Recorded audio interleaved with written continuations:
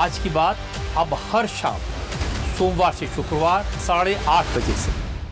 की तस्वीरें आप देख रहे हैं जहां पर स्वामी रामदेव इस वक्त योग दिवस के कार्यक्रम में हैं। तो अब हम आपको झांसी लिए चलते हैं जहां मुख्यमंत्री योगी आदित्यनाथ आज के कार्यक्रम को संबोधित कर रहे हैं। एक स्वस्थ शिक्षक ही अपने छात्र को संस्कारित करेगा। एक स्वस्थ किसान ही खेती बाड़ी के नियमों के बारे में एक नई ऊंचाई को प्राप्त करते हुए लोगों के लिए प्रेरणा बनेगा। एक स्वस्थ श्रमिक ही अपने परिश्रम से इस प्रकार के निर्माण कार्यों की श्रृंखला खड़ी करेगा। एक स्वस्थ वैज्ञानिक ही भारत को नए नए अनुसंधान दे पाएगा। एक स्वस्थ नागरिक ही स्वस्थ राष्ट्र की आधार बन सकता है। और इस बार की प्रधानमंत्री जी ने जो हर भारतीय के लिए इस बार की जो थीम दी है वह योगा फॉर हेल्दी एजिंग के लिए, यानी स्वस्थ आयु के लिए योग। हम सब भारतवासी गौरव की अनुभूति करते हैं कि प्रधानमंत्री जी ने 12 वर्ष के अपने इस कार्यकाल के दौरान भारत के अंदर सबसे अधिक समय तक एक निर्वाचित प्रधानमंत्री के रूप में कार्य करने का रिकॉर्ड भी बनाया है।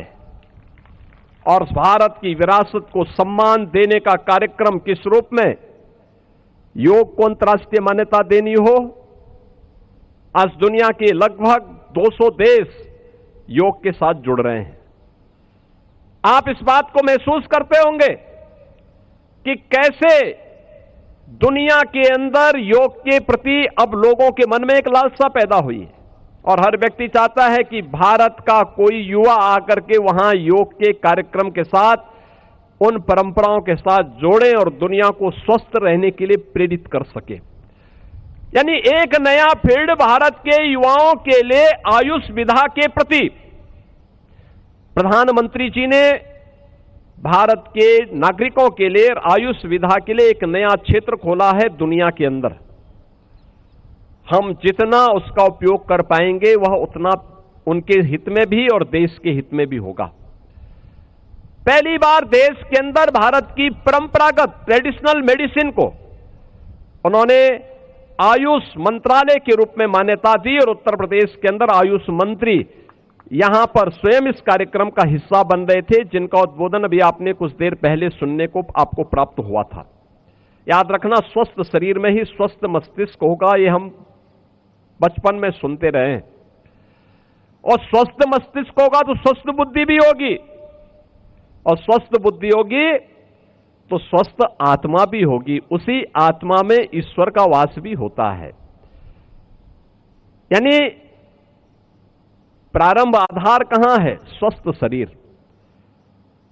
और इसीलिए हम सबका दायित्व बनता है कि हम इसका जितना प्रचार प्रसार कर सके, इसको अपने जीवन शैली का हिस्सा बनाएं। ऐसा नहीं कि केवल 21 जून को ही करना है। 21 जून की तिथि हमारे लिए बहुत महत्वपूर्ण तिथि है। आप याद रखिए, हमारी ऋषि परंपरा ने जो कुछ भी किया है, कहा है, पर्व और त्योहारों के पीछे की मान्यता, वह किस बात के लिए, उसके पीछे का उद्देश्य भी यही है